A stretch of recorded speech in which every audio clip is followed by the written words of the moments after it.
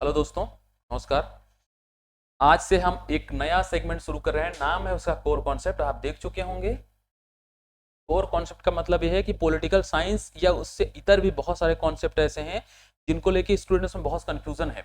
Example दे रहा हूं, जैसे संघात्मक व्यवस्था, एकात्मक व्यवस्था, ठीक है, अर्धसंघ, संसदीय व्यवस्था, अध्यक्षीय व्यवस्था, उसके बाद अर्धराष्ट्रपति प्रणाली, क्या है ये सब। और कई बार आजकल क्वेश्चन का लेवल क्या धीरे धीरे बहुत हाई होता जा रहा है और इतना डीप में कॉन्सेप्ट पूछ रहा है कि आपको पता है, आप रटे हो, याद किए हो, फिर भी कंफ्यूजन पैदा हो जा रही है कि क्या सही होगा। तो हमने उसका उपाय निकालने के लिए हमने एक छोटा वीडियो हम बना रहे हैं और ये सेगमेंट चलता रहेगा हमेशा।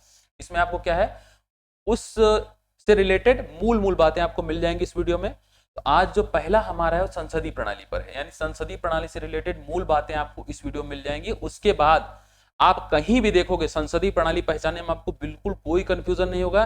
चाहे जो सवाल पूछ ले, अगर संसदीय प्रणाली के बारे में पूछेगा एकदम क्लियर है आप, भाई साहब यही है। समझ में आ रहा? ये अध्यक्षी नहीं है, संघात्मक नहीं, एकात्मक नहीं, हम एकदम क्लियर रहेंगे। इसीलिए सेगमेंट शुरू किया गया है। तो एक एक वीडियो आते रहेंगे। पहला वीडियो संसदीय प्रणाली पर है कि संसदीय प्रणाली, जिसको इंग्लिश में बोलते हैं पार्लियामेंट्री फॉर्म ऑफ गवर्नमेंट, ठीक है, कैसे हम पहचानेंगे कौन सी होती है। तो हम चलते हैं पहले वीडियो की तरफ। छोटी छोटी बातों से पहले शुरुआत करेंगे, तो बेसिक चीज बताएंगे, उसके बाद इसकी विशेषताएं बताएंगे, आप आसानी से समझ जाओगे। पहले आप सिंपल भाषा में समझो, पहले सामान्य शुरुआत करते हैं।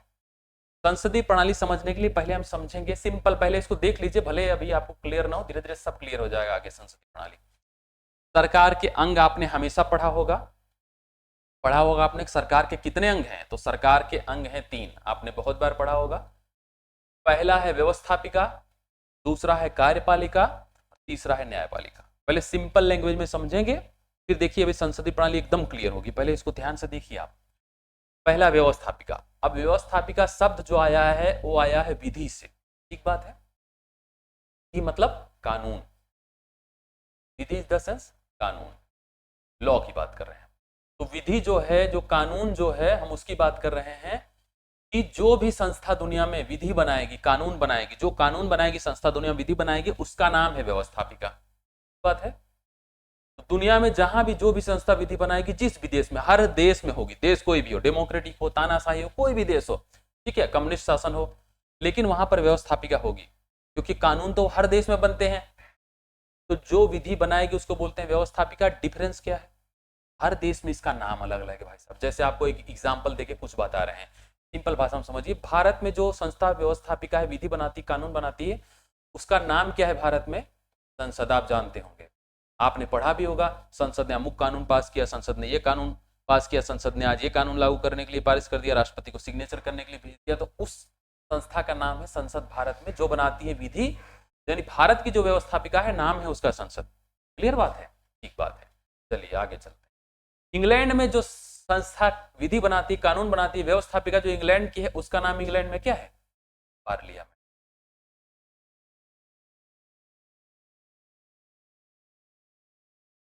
इंग्लैंड में इसी संस्था का नाम पार्लियामेंट हो गया। अब यही संस्था जो विधि और कानून अमेरिका में बनाएगी, अभी अमेरिकी राष्ट्रपति चुनाव हुआ है, उसी अमेरिका की बात कर रहे हैं, तो वहां पर इसका नाम क्या है? कांग्रेस। अब देखिए कंफ्यूजन मत करिएगा, राहुल गांधी जी वाली कांग्रेस नहीं है ये, नाम ही है कांग्रेस। हर संसद का, हर व्यवस्थापिका अपना नाम होता है। तो भारत की संसद संसद हो गई, यानी भारत की व्यवस्थापिका। इंग्लैंड की पार्लियामेंट हो गई, अमेरिका में कांग्रेस हो गई। उसी तरीके से आप जाओगे हर देश में भाई साहब। मालदीव में क्या हो जाएगी? मजलिस। ठीक, मालदीव में मजलिस बोलते हैं इसको, ठीक, मजलिस हो गई। इसी तरीके आप बांग्लादेश में जाओगे तो जातीय संसद आपको मिलेगी, जातीय संसद। सिंपल भाषा में नहीं समझ में आएगा कोई दिक्कत नहीं, आगे अभी सारा कॉन्सेप्ट आएगा। सिंपल भाषा में हमने कहा सरकार के अंग है 3, पहला है व्यवस्थापिका, दूसरा है कार्यपालिका, तीसरा है न्यायपालिका। हमने कहा व्यवस्थापिका उसको बोलते हैं जो विधि बनाती है, कानून बनाती है, उसको बोलेंगे व्यवस्थापिका। हर देश में व्यवस्थापिका होती है। भारत में नाम है संसद, नाम अलग अलग रहेंगे, different different country, different different नाम। इंग्लैंड में नाम है पार्लियामेंट, अमेरिका में नाम है कांग्रेस, मालदीव में नाम है मजलिस, बांग्लादेश में नाम है जातीय संसद। इसी तरीके यूएनओ में इनरोलमेंट है 193 कंट्री का, हर किसी के पास है जो कानून बनाती है। ठीक, जब कानून आपका बन गया तो आप क्या करते हो? उस कानून को लागू करते हो। जो संस्था कानून को लागू करती है उसको हम बोलते हैं कार्यपालिका। ठीक बात है। ये क्या करेगी? ये कानून बना दी, अब ये कानून को लागू करेगी, लागू करना। अब संसद के बारे में तो आप जानते होंगे, संसद जैसे भारत में संसद में 2 सदन होते हैं, आप जानते हैं सदन 2 होते हैं, एक लोकसभा हो गया, दूसरा राज्यसभा हो। अब आप जानते होंगे लोकसभा राज्यसभा चुनाव, आप जानते होंगे लोकसभा में जैसे क्या अलग अलग जगह से चुन के जाते हैं, तो लोकसभा में जाके बैठते हैं, और राज्यसभा का राज्यों के थ्रू चुनाव होता है। तो इन लोगों ने कानून बनाया, व्यवस्थापिका ने विधि बनाई, कार्यपालिका ने उसको लागू किया। कार्यपालिका में कौन आता है, जैसे यहाँ पर आप लोकसभा और राज्यसभा देख रहे हो, संसद में संसद के 3 अंग है, राष्ट्रपति भी, हम सदन की बात कर रहे हैं, सदन 2 ही है। सिंपल में समझिए, ये कानून बनाई और कार्यपालिका कानून को लागू करेगी। कार्यपालिका का मतलब मोटे मोटे आप समझना चाहते हैं, कंफ्यूजन है भाई साहब कौन है, तो जैसे राष्ट्रपति हो गया, जैसे प्रधानमंत्री हो गया, मंत्रिपरिषद हो गई, ये सारे किस में आएंगे, कार्यपालिका में आएंगे। ठीक है, तो राष्ट्रपति हो गए, उसके बाद पीएम हो गए, प्लस मंत्रिपरिषद हो गई, ये सारे लोग किस में आएंगे, कार्यपालिका। अब इन्होंने कानून बनाया, व्यवस्थापिका ने, कार्यपालिका ने लागू कर दिया, न्यायपालिका ने कहा हम देखेंगे कानून सही या नहीं, यानी कानून की समीक्षा करना हो तो, या जो कानून बने हैं लागू हो गए हैं उसका जो उल्लंघन करता है उस कानून को, तो उस व्यक्ति को दंडित करना हो। ठीक है,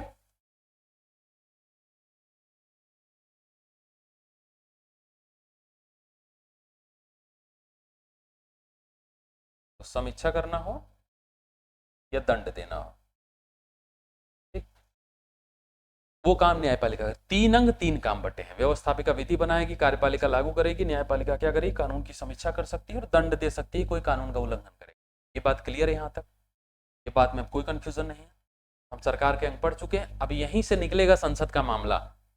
ठीक, अब आ जाते हैं संसद की क्या विशेषताएं हैं, संसदीय प्रणाली की क्या विशेषताएं। हम संसदीय प्रणाली पढ़ रहे हैं, कुछ संसदात्मक शासन कहते हैं, संसदात्मक व्यवस्था कहते हैं, संसदीय प्रणाली करते हैं, पार्लियामेंट्री फॉर्म ऑफ गवर्नमेंट कहते हैं, सब बात एक है। ठीक है, संसदीय शासन, संसदात्मक शासन, पार्लियामेंट्री गवर्नमेंट, सब बातें एक है, वेस्टमिनिस्टर गवर्नमेंट, सब बातें एक है। अब पीछे आपने पढ़ा 3 अंगों के बारे में, विशेषताएं पढ़िए, सब क्लियर हो जाएगा। संसदात्मक शासन की मूल विशेषताएं यही 5 हैं, 5 हमने दी है लिख, ताकि हो जाए एकदम क्लियर। पहली देखिए क्या है, पढ़िए। व्यवस्थापिका आप पीछे पढ़ चुके हैं, बार बार शब्द आएंगे इसलिए पहले क्लियर कर दिया हूं शब्द। व्यवस्थापिका और कार्यपालिका में लगाव या घनिष्ठता। व्यवस्थापिका मतलब आपको पहले बताया था, जो संस्था कानून बनाती, पीछे आप देख चुके, भारत में उसका नाम है संसद, जिसके 2 सदन है, आपको बताया, एक सदन है लोकसभा, दूसरा सदन है राज्यसभा, तो बता चुका हूं, लोकसभा और राज्यसभा, भारत में इसके 2 सदन है।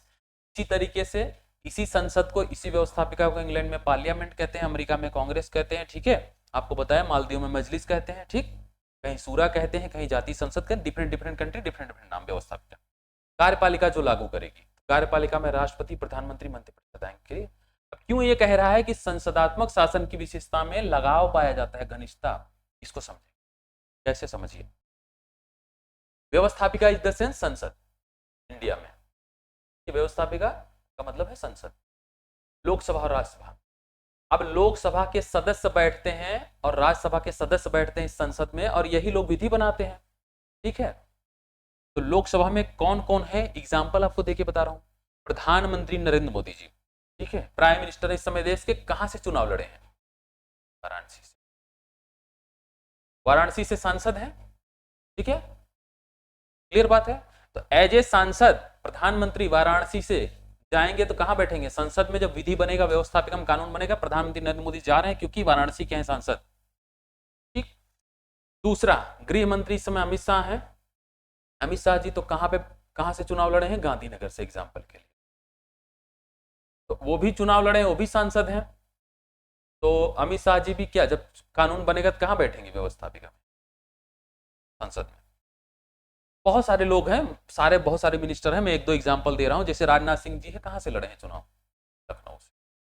ठीक है, कानून बनेगा कहां बैठेंगे, व्यवस्थापिका, क्लियर बात है।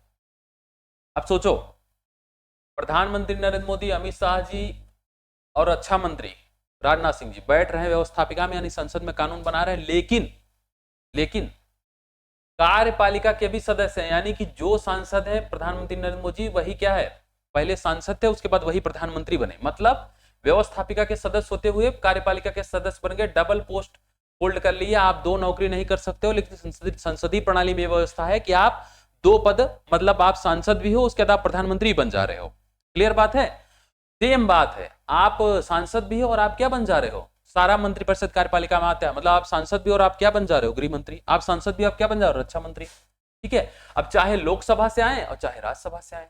जैसे अभी जो भारत के विदेश मंत्री एस जयशंकर जी, वो कहां से हैं, राज्यसभा से, गुजरात के। और पीछे चलते हैं, डॉक्टर मनमोहन सिंह जी भारत के प्रधानमंत्री थे, इसके पहले नरेंद्र मोदी जी के पहले डॉक्टर मनमोहन सिंह जी थे। तो डॉक्टर मनमोहन सिंह कभी चुनाव नहीं लड़े लोकसभा का, लेकिन राज्यसभा के थ्रू गए।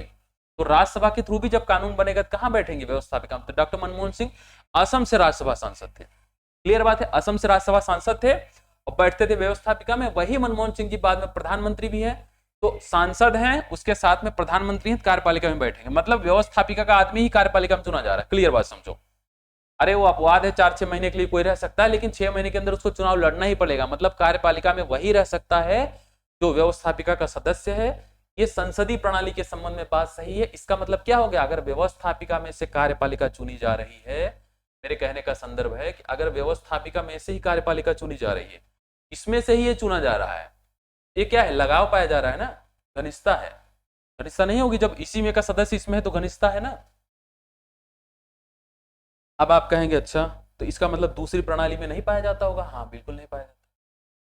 एग्जाम्पल के लिए हम अभी चुनाव खत्म हुआ अमेरिका का, अमेरिका की बात कर लेते हैं। अमेरिका में प्रणाली, हमारे यहाँ संसदीय प्रणाली संस्थात्मक शासन है, और अमेरिका में है अध्यक्षीय प्रणाली।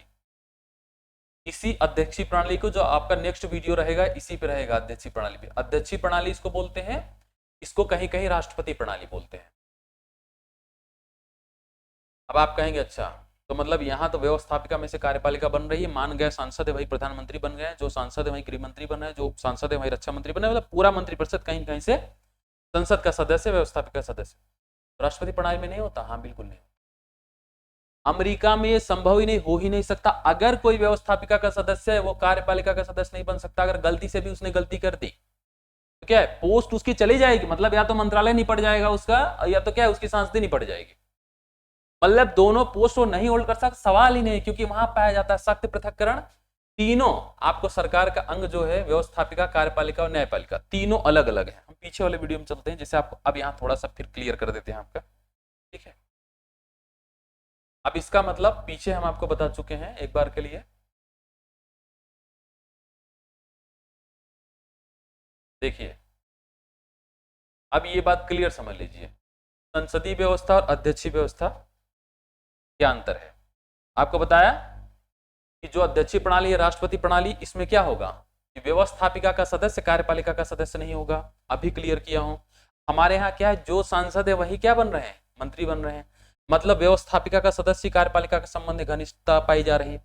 तो यही बात है संसदीय प्रणाली का मतलब। पहला चीज जान लीजिए, संसदीय प्रणाली कार्यपालिका और व्यवस्थापिका के संबंधों के आधार पर बनती है। अगर पूछा जाए और कॉन्सेप्ट उसका समझिए, संसदीय प्रणाली और अध्यक्षीय प्रणाली का आधार क्या है, कैसे डिफरेंस करेंगे। तो डिफरेंशिएट करने का मूल आधार है इन्हीं दोनों का संबंध। न्यायपालिका दोनों में अलग रहेगी, जब अध्यक्षीय प्रणाली, राष्ट्रपति प्रणाली, कार्यपालिका, व्यवस्थापिका, न्यायपालिका तीनों अलग अलग भागेंगे, मतलब सख्त पृथक्करण सिद्धांत, किसी का कोई संबंध नहीं है। लेकिन जब संसदीय प्रणाली होगी तो व्यवस्थापिका और कार्यपालिका में घनिष्ठता पाई जाएगी, लगाव पाया जाएगा। मतलब ये किसी व्यवस्थापिका के सदस्य कार्यपालिका बन रहे हैं, मतलब आपको बताएं वही सांसद आकर व्यवस्थापिका में बैठ रहे हैं, वही कार्यपालिका के सदस्य। एग्जाम्पल के लिए व्यवस्थापिका में प्रधानमंत्री नरेंद्र मोदी बनारस से सांसद है, लेकिन वही फिर प्रधानमंत्री बन रहे हैं, यानी कार्यपालिका के सदस्य बन रहे हैं। जो सांसद है गांधीनगर से, वही आके क्या बन रहे हैं, गृह मंत्री। जो सांसद है लखनऊ से, वही आकर कार्यपालिका में बैठ रहे हैं, क्या बन रहे हैं, ठीक है, रक्षा मंत्री। इसका मतलब बात क्लियर हो गई कि कार्यपालिका और व्यवस्थापिका में जहां पाया जाएगा लगाव, रिश्ता पाई जाएगी। जहां लगाव है मतलब वो प्रणाली है संसदीय प्रणाली। ठीक बात है, पहली विशेषता क्लियर हो गई, एकदम कंफर्म समझिए। अब पूछेगा अगर संसदीय और अध्यक्षीय प्रणाली में डिफरेंस कैसे करेंगे, आधार क्या है, तो दोनों का जो मेन आधार है वो है व्यवस्थापिका और कार्यपालिका के संबंध। ठीक, अगर व्यवस्थापिका और कार्यपालिका में कोई संबंध नहीं होगा, व्यवस्थापिका, कार्यपालिका और न्यायपालिका तीनों अलग अलग जिस देश में होंगे, जिस सिस्टम में होंगे, वो सिस्टम है राष्ट्रपति प्रणाली। हमको नहीं पढ़ना, हम पढ़े संसदीय प्रणाली। तो व्यवस्थापिका और कार्यपालिका में पाया जाएगा लगाव, तो प्रणाली होगी संसदीय। ठीक, अभी आप यहाँ आ जाइए फिर से। संसदीय प्रणाली की विशेषताएं, संघात्मक शासन की विशेषताएं। पहला आपने पढ़ा व्यवस्थापिका कार्यपालिका में लगाव या घनिष्ठता। भारत में पाया जाएगा? हमने कहा अमेरिका में बिल्कुल नहीं पाया जाएगा, गलती से भी गलती नहीं करना है। वहां पर क्या है, व्यवस्थापिका एकदम प्रथा का डिफरेंट है, उसका कोई संबंध नहीं कार्यपालिका से। तो आपका हो गया, अच्छा तो मंत्री कैसे होगा? तो मंत्री ऐसा होगा कि जो राष्ट्रपति प्रणाली है तो राष्ट्रपति ही मंत्री को चुनेंगे, ठीक है, राष्ट्रपति के प्रति ही मंत्री जिम्मेदार है। कार्यपालिका राष्ट्रपति चुनता है, व्यवस्थापिका से कोई मतलब नहीं। सांसद हो, चुनाव जीते हो, जाके बैठो, कानून बनाओ, बात खत्म। मंत्री न को बनने का इसमें। ये बात हो गई, पहली विशेषता आपको क्लियर हो गई, यही मेन विशेषता है। अब आते हैं दूसरी विशेषता नंबर 2 पर। नंबर 2 पर जो विशेषता है, अब ये सवाल पूछते हैं इसलिए सवाल जाने रहिए। दूसरी व्यवस्था है नाम मात्र की और वास्तविक कार्यपालिका में अंतर। अब समझिए, पहला आपने पढ़ लिया, दूसरा पढ़िए, नाम मात्र की वास्तविक। ये क्या है? तो दुनिया में जहां भी संसदात्मक शासन होगा, संसदीय प्रणाली होगी, पार्लियामेंट्री फॉर्म ऑफ गवर्नमेंट होगी, वहां दो प्रकार की कार्यपालिका होगी। कार्यपालिका में आपने पढ़ा, आपको पीछे बताया, कार्यपालिका में कौन कौन होता है। कार्यपालिका में आपके राष्ट्रपति, ठीक है, उसके बाद प्रधानमंत्री, ठीक है, और प्लस मंत्रिपरिषद पूरी, ये हो गया कार्यपालिका। ये पब्लिक एड में अलग अलग इसका मिलता है कार्यपालिका में, कहीं के एकदम नीचे से, मतलब ग्रुप डी से लेकर सारों को कार्यपालिका काउंट होता है, कहीं कहीं जो मेन सिस्टम है उसको। हम अभी political science as a theory पढ़ रहे हैं। तो राष्ट्रपति, मोटे मोटे समझिए, प्रधानमंत्री, मंत्रिपरिषद। तो जो भी संसदीय प्रणाली होगी दुनिया में, कोई कंफ्यूजन नहीं है, वहां पर दो कार्यपालिका, नाम मात्र की और वास्तविक। मतलब ये हो गया, नाम मात्र की कार्यपालिका का सेंस ये है कि जिसके नाम मात्र के मतलब हो गया जिसके नाम से, नाम मात्र की मतलब जिसके नाम से सारा काम किया जाता है, लेकिन वास्तविक पावर उसके पास नहीं होती, वो हो गया नाम मात्र। नाम मात्र का मतलब क्या? जैसे कहते हैं कि कोई भी शब्द ले लीजिए, कुछ बात होती तो कहते हैं अरे उनके पास तो बस नाम मात्र का है, वो घर के मुखिया नाम मात्र के हैं, कहने के हैं, ठीक, मतलब पावर नाम मात्र की है। तो वो प्रणाली हो गई हर देश में अलग अलग। भारत में जैसे राष्ट्रपति हैं, तो राष्ट्रपति जैसे द्रौपदी मुर्मू जी हैं, राष्ट्रपति जो होते हैं वो क्या है, नाम मात्र के माने जाते हैं कार्यपालिका। और वास्तविक कार्यपालिका यानी वास्तविक शक्तियां किसके पास होंगी? वास्तविक शक्ति जो होती है भारत में, वो प्रधानमंत्री के पास होती है। बात क्लियर हो रही है? अब दो कार्यपालिका हो गई, नाम मात्र की हो गई राष्ट्रपति, वास्तविक कार्यपालिका हो गई प्रधानमंत्री। अब देखिए एग्जाम्पल के लिए, आपको राष्ट्रपति को ज्यादातर आप क्या देखेंगे, कहीं उद्घाटन करते हुए, पुरस्कार देते हुए, डायरेक्ट यही तक राष्ट्रपति, बहुत ज्यादा आपको राष्ट्रपति कहीं राजनीतिक कार्यों में नहीं मिलेगा। लेकिन वास्तविक कार्यपालिका शक्ति किसके पास है? प्रधानमंत्री। इसलिए जनता क्या करती, कुछ भी मामला होता प्रधानमंत्री का आलोचना करती, क्या कहते हैं, प्रधानमंत्री आके जवाब दें। संसद में आपने कभी सुना कि मंत्री कहते हैं राष्ट्रपति आए और हमको जवाब दें? क्या कहेंगे? प्रधानमंत्री जवाब दे। क्यों? क्योंकि प्रधानमंत्री ही वास्तविक शक्ति किसके पास है? प्रधानमंत्री के पास। सारा काम कौन करता है? प्रधानमंत्री। हर कार्य के लिए जिम्मेदार होंगे प्रधानमंत्री, तो प्रधानमंत्री से ही सवाल पूछा जाएगा ना, इसलिए प्राइम मिनिस्टर से पूछा जाता है सवाल। और प्रधानमंत्री होती जिम्मेदार, और जिम्मेदारी उनको लेनी पड़ती है, ठीक, क्योंकि वास्तविक पावर किसके पास है? प्रधानमंत्री पास। लेकिन नाम मात्र का मतलब सारे काम किए जाएंगे राष्ट्रपति के नाम से, है राष्ट्रपति नाम मात्र के। अब हर देश में होते हैं ये, जहां जहां संसदीय प्रणाली है। आप कहोगे हर देश में नहीं है, तो हर देश में होंगे। अंतर यही है कि कहीं राष्ट्रपति होते हैं, कहीं राष्ट्र प्रमुख होते हैं, कहीं जो है राष्ट्रपति रहेगा जहां चुनाव होगा, जहां चुनाव नहीं होगा तो राजा रहेगा या फिर राज प्रमुख रहेगा। मतलब कोई न कोई पद है जो सर्वोच्च पद है संसदीय प्रणाली में, और होगा केवल नाम मात्र का। अमेरिका, इंग्लैंड में क्या है? संसदीय प्रणाली। इंग्लैंड में क्या है? राजा है, परंपरागत चल रहा है। कहीं कहीं राष्ट्र प्रमुख है, लेकिन होगा हर जगह नाम। जैसे इंग्लैंड के बारे में क्या कहा जाता है? राजा इतना नाम मात्र का है इंग्लैंड में, सोचिए आप, नाम मात्र का। वहां भी प्रधानमंत्री है। वास्तविक शक्ति इंग्लैंड में किसके पास है? प्रधानमंत्री के पास, क्योंकि है प्रणाली संसदीय। लेकिन इतना नाम मात्र का है, कहा जाता है इंग्लैंड में कि अगर डेथ वारंट आ गया राजा का खुद का उसके सामने, मतलब उसकी ही मृत्यु का ऐलान उसके सामने आ गया, उस पर भी सिग्नेचर करेगा। इतना मजबूर है वो, समझ में आ रहा? इतना नाम मात्र का है, मतलब वो केवल साइन किया जाएगा, समझ लीजिए ठप्पा है कि मुहर लगाएगा। मतलब अगर कोई ये कह रहा है थिंकर कि उसका खुद का डेथ वारंट उसके सामने आ गया, तो वो अपने डेथ वारंट पे भी साइन करेगा, इतना मजबूर है। तो ये केवल नाम मात्र का होता है। क्लियर हो गया? राष्ट्रपति हो गया, राजा हो गया, राज प्रमुख हो गया। संसदीय प्रणाली में नाम मात्र के होते हैं, और संसदीय प्रणाली में वास्तविक कार्यपालिका होती प्रधानमंत्री। आप कहेंगे अच्छा, तो ये बात तो चलो समझ में आ गई, नाम मात्र मतलब इसका मतलब ये हो कि अध्यक्षीय प्रणाली में नहीं होता, अध्यक्षीय प्रणाली में भी तो होता होगा। तो देखिए अध्यक्षीय प्रणाली में नहीं होता, यही डिफरेंस करना है, यहाँ पे है तो वहां पे नहीं है। तो राष्ट्रपति प्रणाली जो है अमेरिका में, जैसे ले लेते हैं, अभी यूएसए में चुनाव है, यूएसए की बात कर लेते हैं, अमेरिका में राष्ट्रपति प्रणाली है। अमेरिका में आपने कभी सुना है कि भारत में अमेरिका का प्रधानमंत्री आया, अभी भी समझौता हुआ है? आपने हमेशा सुना होगा राष्ट्रपति आए हैं, क्यों आपने नहीं सुना?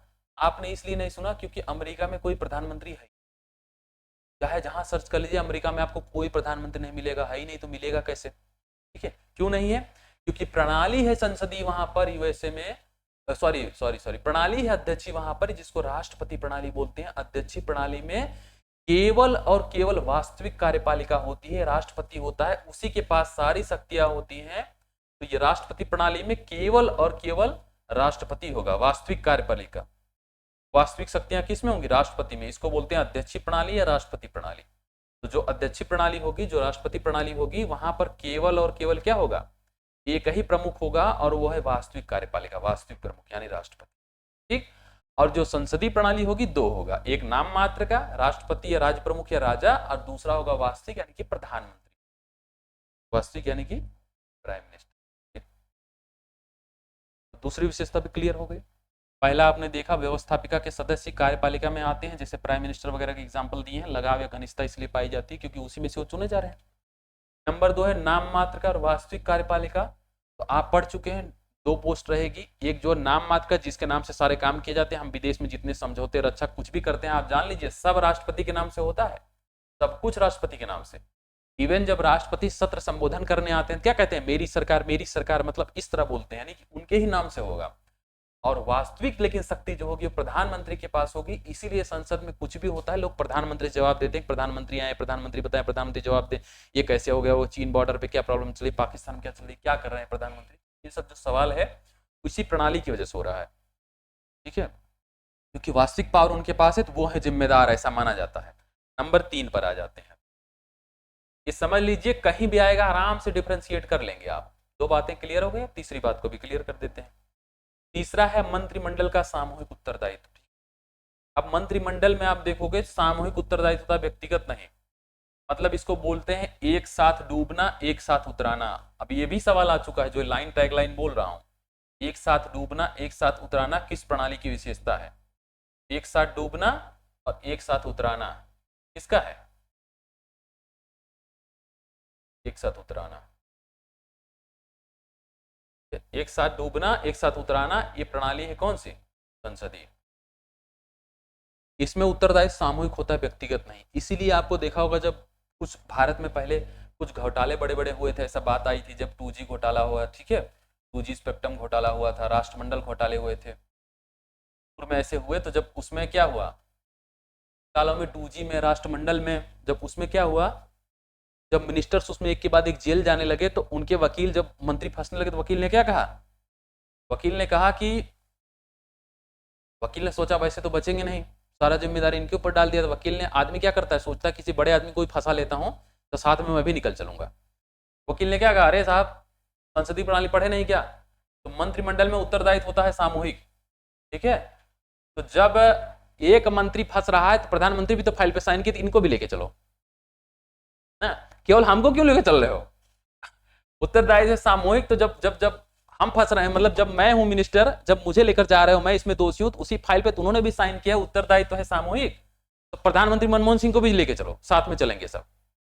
क्योंकि जब क्या होगा, बड़े लीडर्स का या बड़े लोगों का हाथ आएगा तो बचने की संभावना ज्यादा रहती है। तो उनने क्या कहा, कनिमोजी और जो राजा, बहुत सारे लोग जो जेल में थे, उनने क्या कहा, सामूहिक उत्तरदायित्व है, हम ही क्यों फंसे, हमारी अकेली गलती थोड़ी है। जब प्रणाली है संसदीय, तो फिर आप ये कैसे कह रहे हो कि मेरा ही उत्तरदायित्व है, मैं अकेले जिम्मेदार नहीं हूं, इनको भी लेके चलो, सब जिम्मेदार हैं, क्या सब तो जेल जाएंगे नहीं? तो ये क्या है, सामूहिक उत्तरदायित्व, सामूहिक उत्तरदायित्व। ठीक है, जैसे प्रधानमंत्री का इस्तीफा पूरे मंत्रिमंडल का इस्तीफा माना जाता है। जब प्राइम मिनिस्टर, आप देखते होंगे लोकसभा को भंग करना होता है, प्रधानमंत्री क्या करते हैं, प्रधानमंत्री अकेले जाएंगे और अपना इस्तीफा दे देंगे, किसको, राष्ट्रपति को।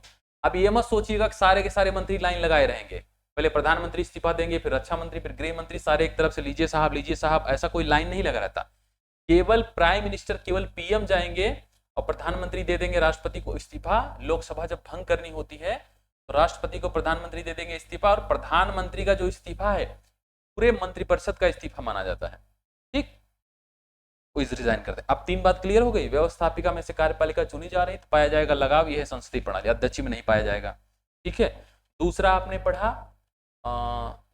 पढ़ा कि नाम मात्र की और वास्तविक कार्यपालिका में अंतर होता है। ठीक है, तो ये बात भी क्लियर है कि नाम मात्र की और वास्तविक कार्यपालिका, राष्ट्रपति, राष्ट्राध्यक्ष और कौन, प्रधानमंत्री। तीसरा आपने पढ़ा मंत्रिमंडल का सामूहिक उत्तरदायित्व, हमने बताया एक साथ डूबना और एक साथ उतराना। ठीक है, अब नंबर 4 पर आ जाइए। नंबर 4 है गोपनीयता। गोपनीयता पाई जाती है संसदीय प्रणाली की मुख्य विशेषताओं में से एक है। क्यों? अब क्यों, इसका कारण ये है, आप देखिए कहां पे पाई जाती है। एग्जाम्पल आप देखना चाहते हो तो मैं आपको बता दूं, तीसरी अनुसूची, अनुसूची नंबर 3 आप जाएंगे, वहां दी होगी मंत्रियों की शपथ। तो मंत्री के शपथ में देखिए पद की शपथ केवल नहीं दी है, क्या दिया है, आप वहां शब्द पढ़ोगे तो मंत्री के बारे में लिखा है, जो मिनिस्टर्स है उनके बारे में क्या लिखा है, वहां लिखा है पद एवं गोपनीयता, ये शब्द यूज हुआ है, देख लीजिएगा। पद एवं, तो गोपनीयता की शपथ लेते हैं वो। ठीक है, पद और गोपनीयता की दोनों शपथ लेते हैं। गोपनीयता की शपथ लेंगे, जब तक कोई विषय मेरे सामने लाया जाए जो बताने योग्य ना हो, मैं नहीं बताऊंगा। तो गोपनीयता की वो शपथ लेते हैं मिनिस्टर, तो ये क्या है, गोपनीयता। चौथा नंबर और लास्ट नंबर आपका है कार्यपालिका के कार्यकाल की अनिश्चितता।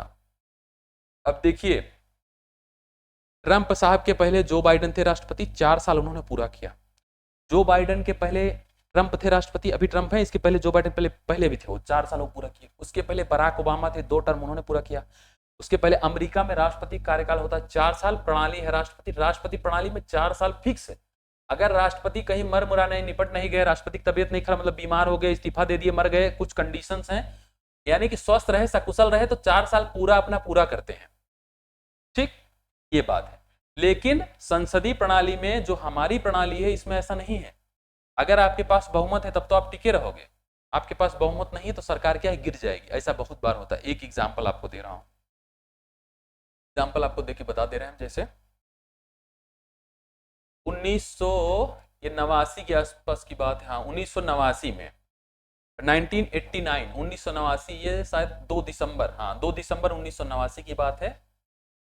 भारत के प्रधानमंत्री बने थे कौन, वीपी सिंह जी, विश्वनाथ प्रताप सिंह। ठीक है, तो वीपी सिंह प्रधानमंत्री बने, विश्वनाथ प्रताप सिंह। ये दिसंबर, 2 दिसंबर 89, मतलब इसको आप 90 ही मान लीजिए। ठीक है, 90 में वही थे तो 90 ही इसको आप मान लीजिए, 1990 मान लीजिए। ठीक है, लास्ट बने थे दिसंबर में। तो 1990 से लेकर अगर 1998 का समय काल हम देखेंगे, ठीक है, विश्वनाथ प्रताप के बाद कौन, चंद्रशेखर के बाद कौन, नरसिम्हा राव के बाद कौन, अटल बिहारी वाजपेयी। एक बार 96 में कुछ दिन के लिए बने थे। अटल बिहारी वाजपेयी के बाद कौन, अटल बिहारी वाजपेयी के बाद वो देवगौड़ा जी के बाद कौन, इंद्र कुमार गुजराल जी। ये मिलाएंगे आप 90 से लेकर 98, टोटल साल बैठेगा लगभग करीब 8 साल में 6 प्रधानमंत्री बन गए। सोचिए, कायदे अनुसार तो 5 साल रहते तो 40 साल लग जाता, लेकिन 8 साल में 6 प्रधानमंत्री देख लिया आपने, एक के बाद एक। क्यों? क्योंकि प्रणाली है संसदीय। अगर आपके पास नहीं है बहुमत तो कार्यपालिका व्यवस्थापिका के कार्यपालिका के कार्यकाल की अनिश्चितता, कार्यपालिका यानी कि प्रधानमंत्री और मंत्रिपरिषद की अनिश्चितता है, लोकसभा के प्रति उत्तरदायी होते हैं। ठीक है, ये बात क्लियर लिखी है अनुच्छेद 75 में। तो कार्यपालिका क्या है, लोकसभा के प्रति उत्तरदायी है। अगर बहुमत नहीं है तो आपको निकल जाना पड़ेगा। 99 में अटल बिहारी वाजपेयी की सरकार एक वोट से गिर गई थी, केवल और केवल एक वोट से। 98 में प्रधानमंत्री बने, 99 में एक वोट से। 270 था विपक्ष में, 270, 269 जो मैं समझ, शायद मुझे जहां तक याद है 269 इनका था। एक वोट से उनकी गवर्नमेंट गिर गई थी। क्यों? कार्यपालिका की अनिश्चितता है, तो फिक्स कार्यकाल नहीं है। तो 5 विशेषताएं आपकी हो गई क्लियर। एक बात है, देखिए 5 चीज आपकी हो गई क्लियर। ये पांचों चीज आपको दिमाग में रखना है। अब आप लोग पहचान, पीछे आपको बता चुका हूं 3 अंग हैं, तीनों अंग बता चुका हूं, जो कानून बनाता है, जो लागू करता है न्यायपालिका। तो जिसमें घनिष्ठता पाई जाएगी व्यवस्थापिका और कार्यपालिका में, वो प्रणाली है संसदीय, केवल संसदीय में घनिष्ठता पाई जाएगी। ठीक, तो पाई जाए घनिष्ठता, लगाव क्यों बताया हूं, इसी में से ये चुने जाते हैं। ठीक, दूसरा आपका नाम मात्र की, यानी प्रधानमंत्री राष्ट्रपति या राष्ट्र प्रमुख की बात हो रही है, राजा की बात हो रही है, और वास्तविक कार्यपालिका मतलब प्राइम मिनिस्टर की बात हो रही है। तीसरे नंबर पर मंत्रिमंडल का सामूहिक उत्तरदायित्व, तो आपको बताया एक साथ डूबना एक साथ रहना। नंबर 4 आपको गोपनीयता बताया, पद और गोपनीयता की शपथ लेते हैं। नंबर 5 कार्यपालिका के कार्यकाल की अनिश्चितता, मतलब आपको वो भी बता चुका हूं, 90 से लेकर 98 तक आपने कई प्रधानमंत्री कार्यकाल देखे, तो अनिश्चितता। आज प्रधानमंत्री के पास ठीक ठाक सीटें हैं 240, लेकिन अभी सपोज करिए इनके पास 220 सीटें आई होती, 200 या 220 सीटें आई होती, पता नहीं प्रधानमंत्री बन पाते या नहीं, अगर बन भी पाते तो कितना दिन रह पाते ये भी क्लियर नहीं था। ठीक है, और इसी तरीके से कई बार गवर्नमेंट गिरते गिरते बची है। पिछली बार मनमोहन सिंह की सरकार ऐसे एक बार लगा गिर जाएगी, लेकिन जो फर्स्ट कार्यकाल उनका था वो बच गई सरकार। ठीक है, तो ये आज आपका क्लियर हो गया संसदीय प्रणाली। अगला कोर कॉन्सेप्ट आपका रहेगा अध्यक्षीय प्रणाली। ठीक बात है, तो आप इसको कंप्लीट कर लीजिए, एक बार वीडियो देख लीजिए, ना समझ में आए 2 बार देख लीजिए, लेकिन ये आप दिमाग में बैठा लेंगे अगर, तो जो बहुत कंफ्यूजन होती है, जैसे पूछेगा संसदीय और अध्यक्षीय प्रणाली के विभाजन का आधार क्या है, अब आप कंफ्यूजन क्या है, अब इसमें समझ में नहीं आया तो क्या है आधार, व्यवस्थापिका और कार्यपालिका के संबंध। ठीक है, अगर व्यवस्थापिका कार्यपालिका न्यायपालिका तीनों अलग अलग हैं तो हो गया राष्ट्रपति प्रणाली, अगर व्यवस्थापिका और कार्यपालिका में लगाव पाया जाता है पहले विशेषता तो क्या हो गया संसदीय प्रणाली। और ये नाम मात्र की वास्तविक कार्यकाल, पांचों में से कुछ भी पूछा आप कर लोगे। अब जो विश्वास है, ठीक है, मिलते हैं नेक्स्ट वीडियो में।